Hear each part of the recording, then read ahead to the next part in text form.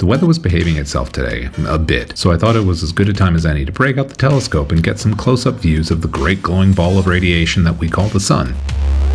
First, I set up my telescope and placed a solar filter over the front. This is super important because without it, the telescope pretty much acts as a death ray. And that's not entirely true, but you could seriously hurt your eyes under your telescope without the proper protection, so don't just slap on sunglasses and think you'll be right. Once I had the sun in view, I removed the eyepiece and mounted my camera, happily snapping photos and video. The prominent sunspots on the sun's surface were clearly visible. Now, sunspots are darker, cooler areas on the sun caused by magnetic activity. Sunspots can be massive, large enough to fit an entire planet if it were unfortunate enough to fall into it. Observing the sun is an amazing experience, but always remember to do it safely. Set up your equipment properly, find the sun, and capture some incredible images. Even if the weather interrupts, keep trying and enjoy the process.